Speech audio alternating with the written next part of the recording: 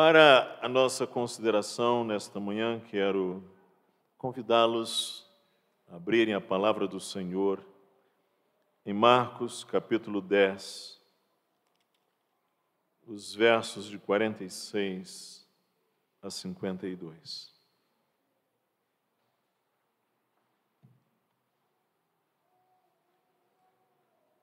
Marcos, capítulo 10, de 46 a 52. Se você puder, pode manter o texto bíblico aberto, você terá bom ganho na exposição da manhã de hoje. Marcos, capítulo 10, a partir do verso 46, diz assim: E foram para Jericó. Quando ele saía de Jericó, juntamente com os discípulos e numerosa multidão, Bartimeu, cego mendigo, filho de Timeu, estava sentado à beira do caminho. E ouvindo que era Jesus o Nazareno, pôs-se a clamar: Jesus, filho de Davi, tem compaixão de mim. E muitos o repreendiam, para que se calasse. Mas ele cada vez gritava mais: Filho de Davi, tem misericórdia de mim. Parou Jesus e disse: Chamai-o. Chamaram então o cego, dizendo-lhe: Tem bom ânimo, levanta-te, ele te chama. Lançando-se a capa, levantou-se de um salto e foi ter com Jesus.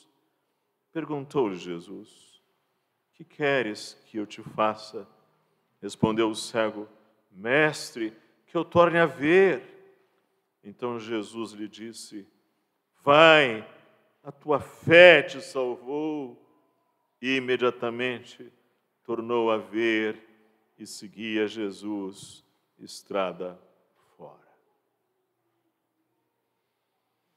Dwight Moody foi um evangelista norte-americano no século XIX, bem conhecido. E ele contava a história de sua conversão. Ele era jovem, morava na cidade de Boston, e ele frequentava ali, passou a frequentar uma classe de escola bíblica dominical. E ele estava em seu emprego, uma loja da cidade, no balcão. E de repente aparece diante dele o professor da escola bíblica dominical. Ele estava ali, frequentando aquela classe, mas seu interesse por Cristo era muito pequeno. Seu amor pela palavra de Deus era muito limitado.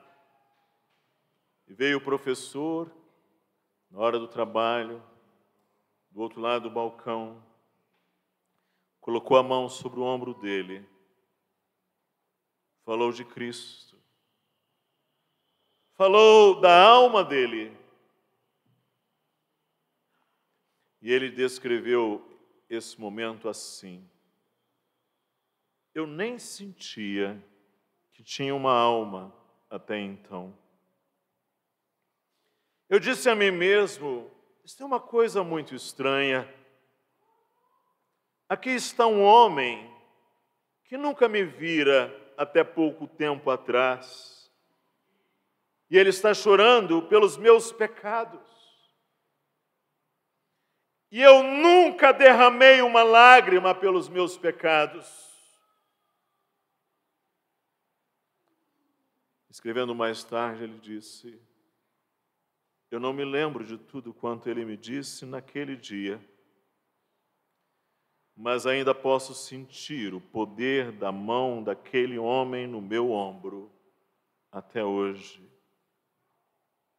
A compaixão dele, com a qual ele me falou de Cristo, com a qual ele me falou da necessidade que a minha alma tinha de Cristo. Isso é compaixão. Palavra que vem de duas palavrinhas gregas, latinas, companhia, junto, ao mesmo tempo, e o verbo partio, sofrer ou aguentar alguma situação difícil que causa sofrimento. Por exemplo, um pai chega em casa cansado, e ele espera cansado, ele quer descansar. E vem um filho e ele permite que o filho pule em cima dele, mesmo cansado. Ele permite. Assim, a compaixão é esse permitir, me sentir com o outro, sofrer junto com alguém. É assim que compaixão tem sido definida: sofrer junto com alguém. Mas essa definição não dá conta de tudo. Porque, como mostrou aqui o caso de Moody, às vezes o outro não está sentindo nada. Às vezes o outro nem percebe a sua situação. O outro nem percebe o quadro em que se encontra. O outro ainda está em um quadro de cegueira, de indiferença. E ainda assim, alguém sente compaixão por ele. E aí não tem um sofrer junto, mas tem aí um sentir a condição do outro. Sentir a condição, o quadro, a miséria do outro, mesmo quando ele não percebe. Mas é diferente quando o outro já percebe, não é verdade? E isto é graça. Esse é um texto assim. Jesus Cristo está indo para Jerusalém, um caminho que ele fez muitas vezes, só que agora é um momento especial, porque essa é a última viagem que ele faz. Ele está indo para ser crucificado. E ele sabe disso. Ele sabe o que o aguarda.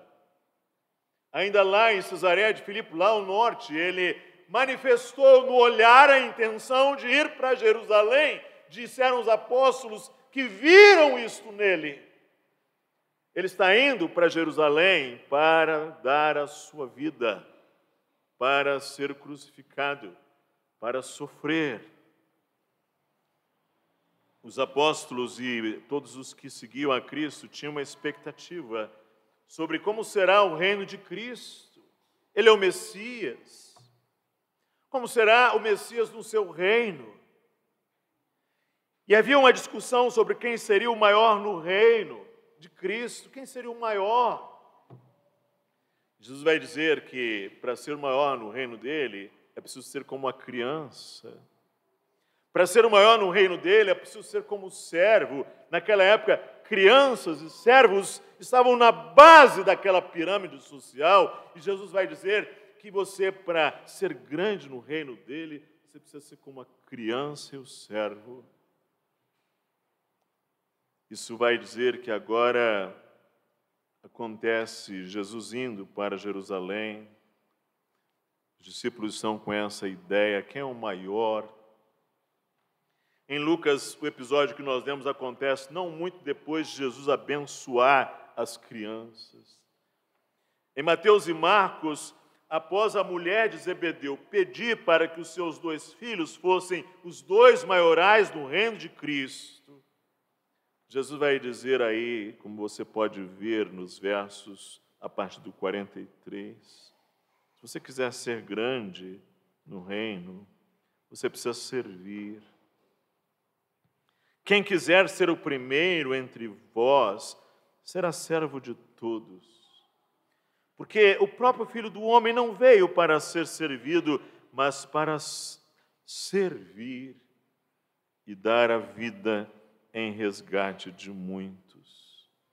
Essas palavras ainda estão nos ouvidos dos discípulos. Quem quiser ser o maior, sirva. E acontece esse episódio em Jericó. Um episódio que é narrado pelos 3 evangelhos, Mateus, Marcos e Lucas, chamado Evangelhos Sinóticos.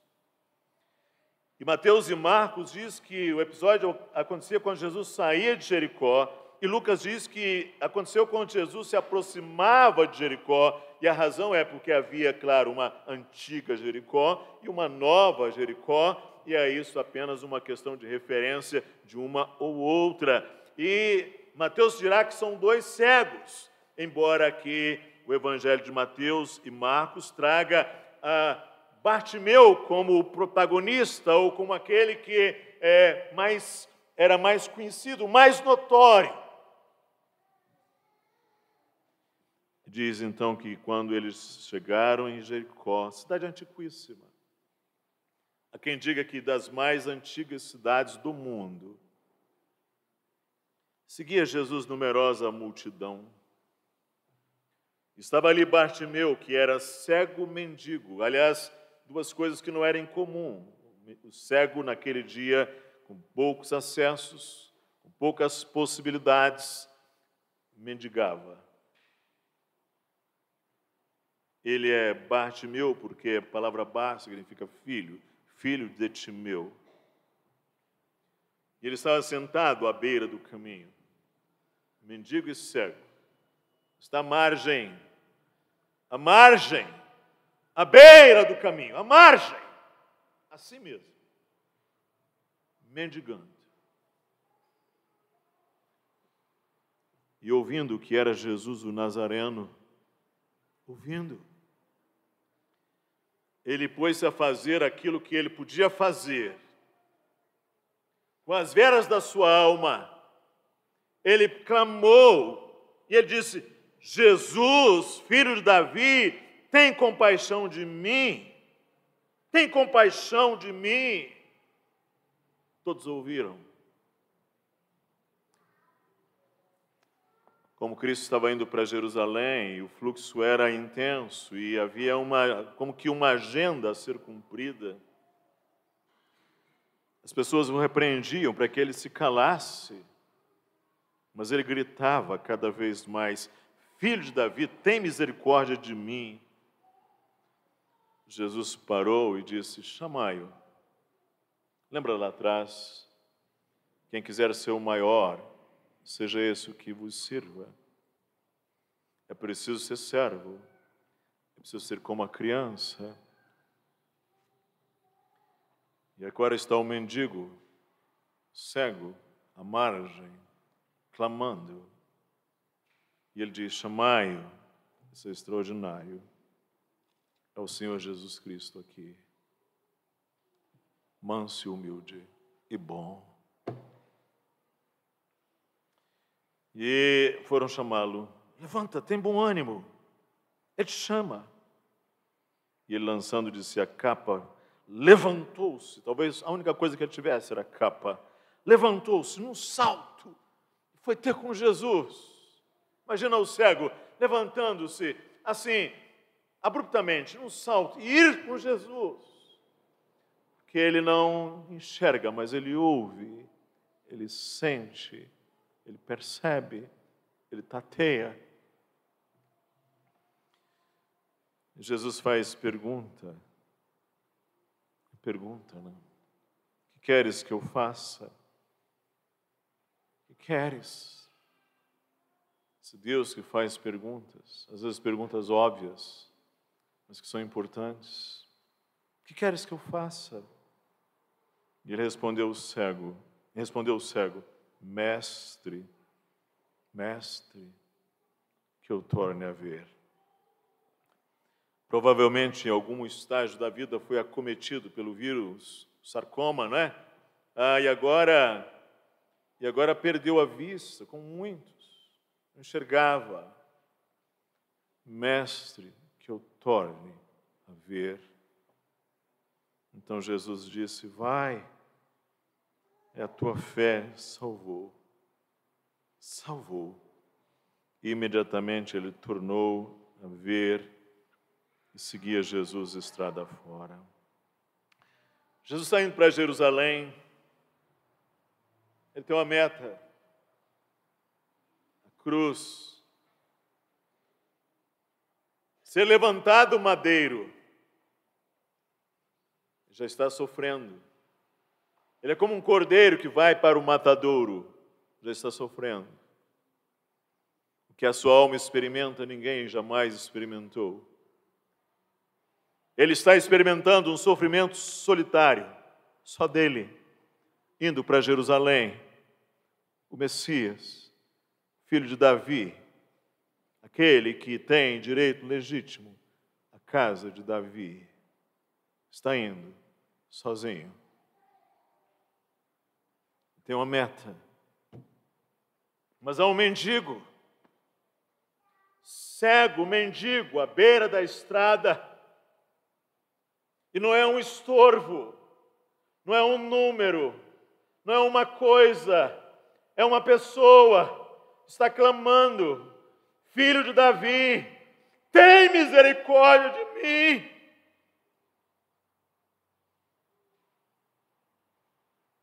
E ele para e serve, e diz: chamai-o. Chamaram.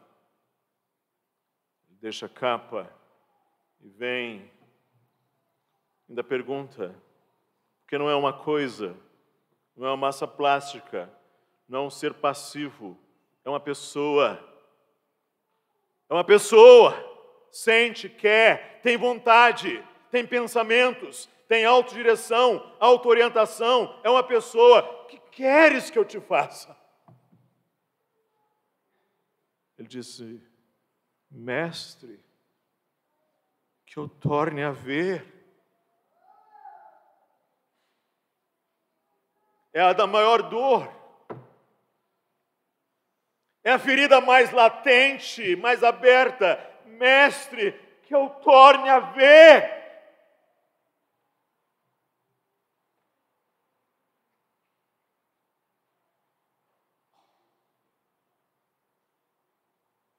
O que eu vejo são trevas. Não vejo o rosto de minha mãe. Não vejo o rosto do meu pai. Se tivesse filho, não vejo os rostos dos meus filhos. Não vejo o caminho. Não vejo o nascer do sol. Não vejo o pôr do sol. Não vejo as cores das flores. Não vejo.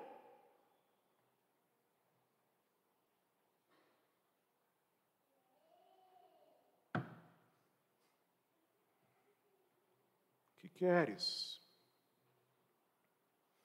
Mestre, que eu torne a ver.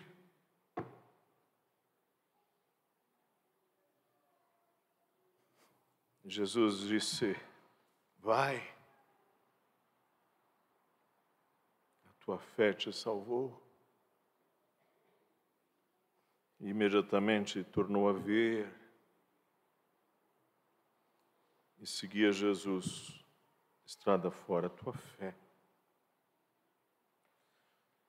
A fé que se esvazia. A fé do cego e mendigo. Aliás, não há uma fé que não se esvazie. A fé são mãos vazias, irmãos. A fé são justiças jogadas no chão. A fé é uma transferência de confiança. Fé.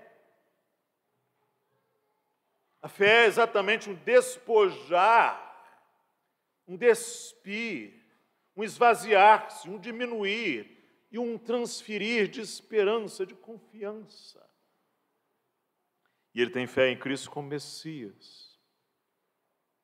Ele diz: filho de Davi, filho de Davi. Ele sabia, Jesus é da herança de Davi, o maior rei de Israel. Ele é Messias por direito. Tem fé no Messias. Fé em um Messias misericordioso. Essa é a razão porque ele clama e grita: tem misericórdia de mim, tem compaixão de mim. E o que é essa compaixão, se não o sentir pelo outro? E não apenas um sentir pelo outro, porque às vezes é possível que nós sintamos e não façamos absolutamente nada. Compaixão não é isto. Compaixão é um sentir que faz algo, precisa fazer algo, precisa mobilizar. Isso é compaixão. E é o que ele pede. Porque quando não se tem nada, não se tem troca, não se tem barganha, não se tem moeda de troca, o que se pede é compaixão. Tem compaixão de mim. E aqui há duas palavras, que no original é a mesma coisa, é a mesma ideia, compaixão e misericórdia. A mesma palavra, aliás. Jesus disse, chamai-o. O texto de Mateus diz que Jesus condoído, ou seja, condoeu-se, sentiu a dor, condoeu-se. É tão impressionante como ele tem fé nessa misericórdia de Jesus, que quando falaram para ele, tem bom ânimo, levanta-te, ele chama, lançando de si a capa, levantou-se, e o texto aqui é gráfico, levantou-se de um salto e foi ter com Jesus, totalmente confiante na compaixão de Jesus. E ele tem fé num Messias poderoso. Isso é impressionante.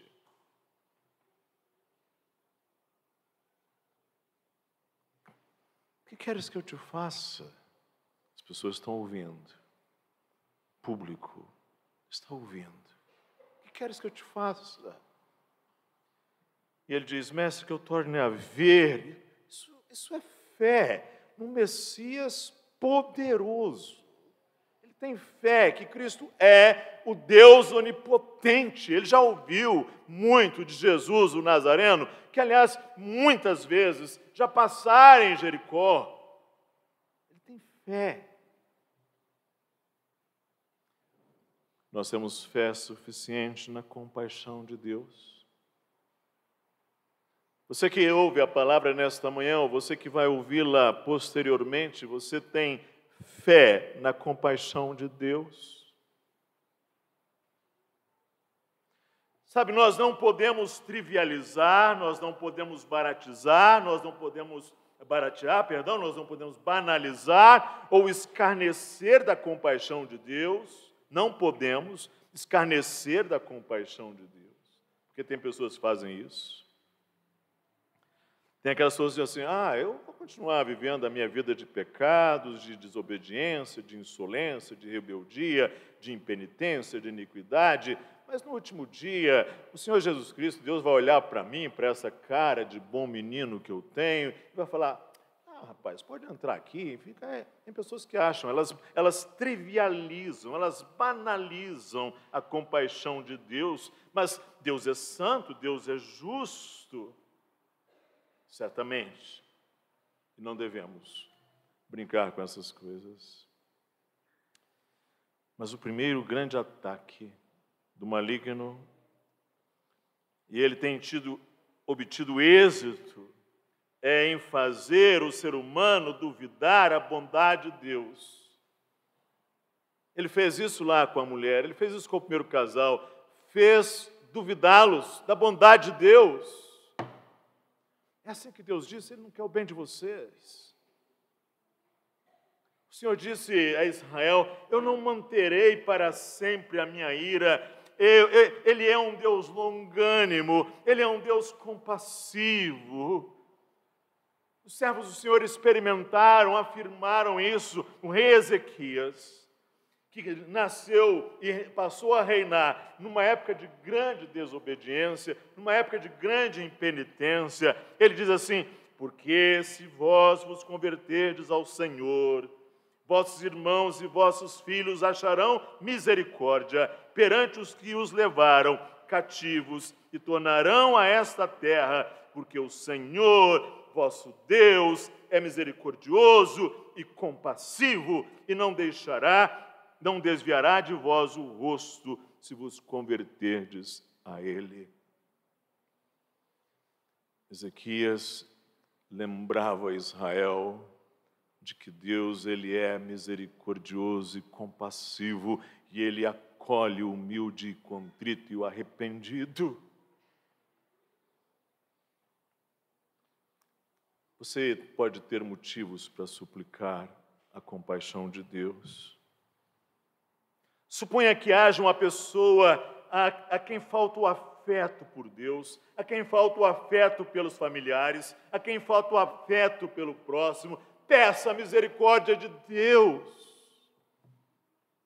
Te falta o afeto por Deus, pelo próximo, até pela família. Peça a misericórdia de Deus. Suponha que haja uma pessoa que não consegue alegrar-se com nada, especialmente com as realidades com as quais deveria alegrar-se, contentar-se. Peça a misericórdia de Deus. Peça a compaixão de Deus. Suponha que haja uma pessoa que não consegue nutrir gratidão, não consegue desenvolver um coração agradecido, um coração reconhecido. Vá em busca da compaixão de Deus. Suponha que haja uma pessoa que seja egocêntrica, pouco altruísta, ensimesmada, vaidosa ao ponto da infantilidade e não quer ficar assim. Vá e suplique compaixão de Deus. Suponha que haja uma pessoa que seja orgulhosa, pouco tolerante, impaciente, iracunda, raivosa, tem imensa facilidade ou propensão para odiar. Vá com fé e suplique a compaixão de Deus. Suponha que haja uma pessoa avarenta, insolente, agressiva, irônica, que vive a se defender com ironia ou cinismo. Vá e busque compaixão de Deus. Suponha que haja uma pessoa desrespeitosa, insolente, ou que reivindica e cobre amor e se ressente por não ser amado, por não ser servido, mas não consegue servir com o coração voluntário, com o coração leve, com o coração liberto, com o coração bem disposto. Vá buscar a compaixão de Deus. Vá que haja alguém que não consegue fé para devotar-se a Cristo. E para essa pessoa, Cristo não se afigura como um dom precioso, um tesouro. Peça a compaixão de Deus. Ou suponha que haja uma pessoa que não consegue ver beleza e graça no Evangelho.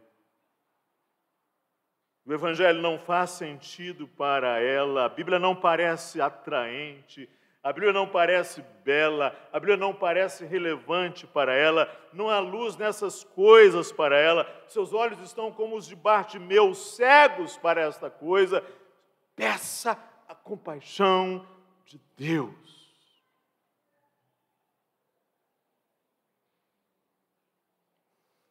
E se Deus tem sido compassivo com você, glorifique a Deus.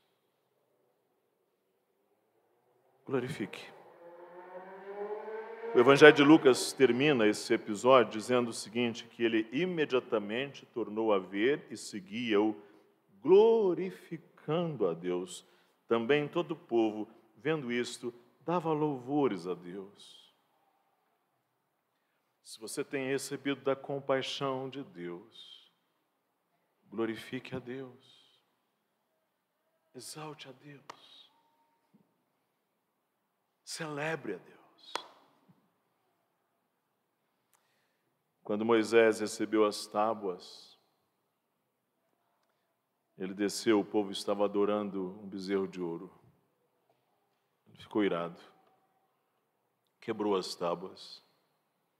Porque nada mais emblemático do que um povo que está servindo um bezerro de ouro, cultuando e dizendo, esse é nosso Deus. Quebrou as tábuas. Não faz sentido. Mas Deus foi bom.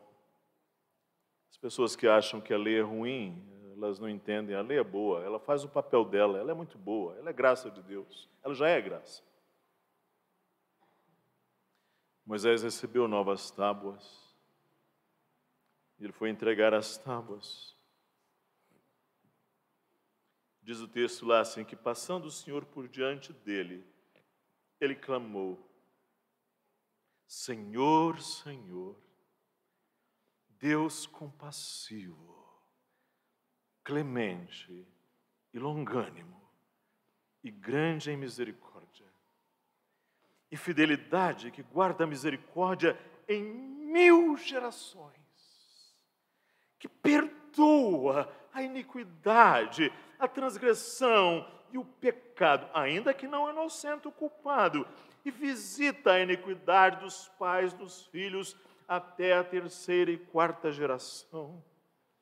E imediatamente curvando-se Moisés para a terra, o adorou e disse: Senhor, se agora achei graça aos teus olhos, segue em nosso meio conosco, porque este povo é de dura cerviz.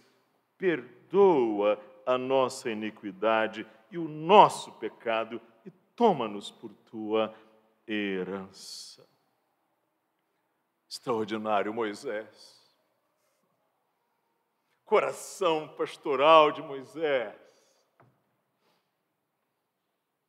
que é capaz de glorificar pela compaixão de Deus, demonstrada no perdão dos pecados. Esse Deus que se renova, quebrou a lei, transgrediram naquele festival pagão de adorar um bezerro no deserto. Toma, Moisés, novas tábuas, novo começo, afirmo a minha aliança, ratifico a minha parte. Esse é um Deus compassivo, irmão. Esse é um Deus bondoso. Moisés cria nele, dobrou-se e lembrou: Senhor, Senhor, Deus compassivo, clemente e longânimo e grande em misericórdia, que perdoa a iniquidade, perdoa a nossa iniquidade e o nosso pecado, e toma-nos por tua herança. Glorifique a Deus pela compaixão que Ele tem estendido a você. Cristo veio e nós temos o perdão dos nossos pecados. A compaixão nos alcançou. Os nossos olhos foram abertos. Nós temos luz.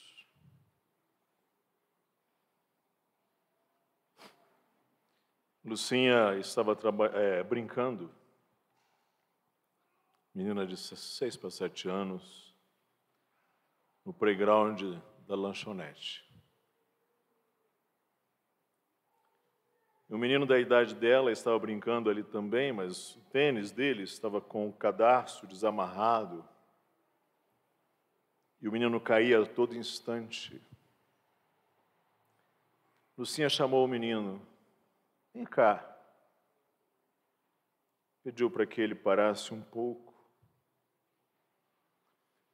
Lucinha havia aprendido recentemente a dar o laço nos sapatos. Amarrar o cadarço.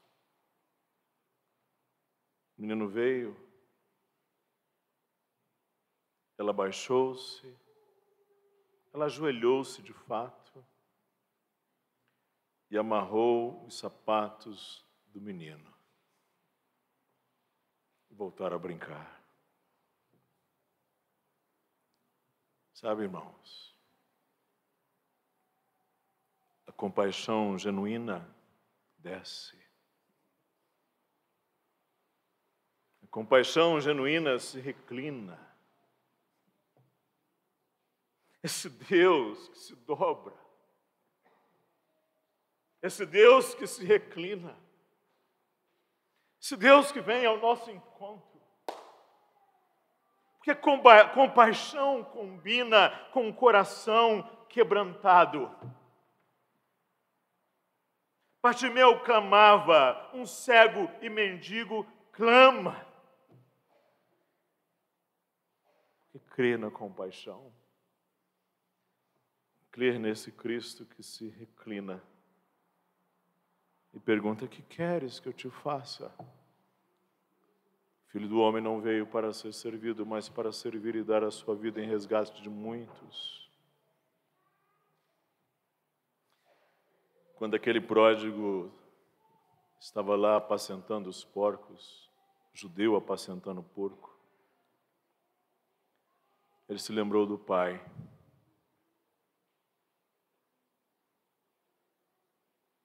Ele se lembrou do pai. O coração pulsante de seu pai. A natureza boa, compassiva, clemente, longânima de seu pai. Sabe o que ele disse? Vou me levantar e vou ter com meu pai. E lhe direi: Pai, pequei contra o céu e diante de ti. Já não sou digno de ser chamado teu filho. E levantou-se e foi. Sabe por quê? Porque tinha fé na compaixão do Pai. Pois sabia que o Pai era compassivo. Vem com fé. Vem com fé. Peça um quebrantamento para o seu coração. Peça luz para os seus olhos.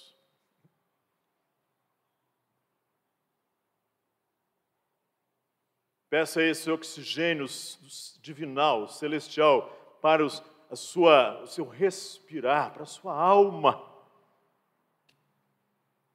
E venha. O Senhor é compassivo. O Senhor é bom.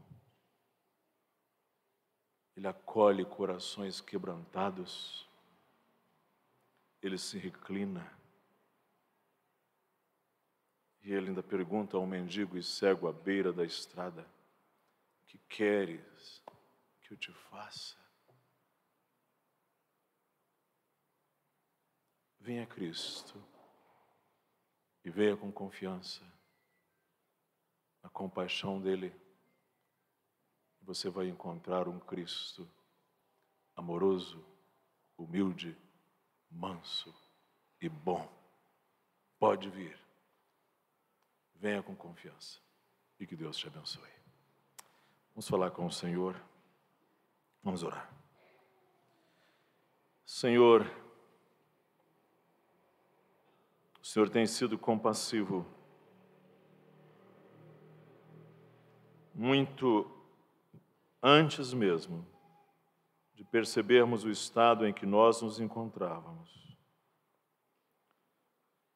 Mesmo na nossa cegueira, mesmo na nossa rebeldia, na nossa frieza, na nossa indiferença, na nossa insolência, o Senhor foi compassivo, bom. E aumenta a nossa fé na Tua compaixão. E que a supliquemos, e que nos refugiemos nela. Ajuda-nos a glorificarmos o Senhor por tão grandes compaixão que nos tem sido demonstrada pelo Senhor, por meio do tesouro do Senhor, o nosso Salvador Jesus Cristo, em quem nós oramos. Amém.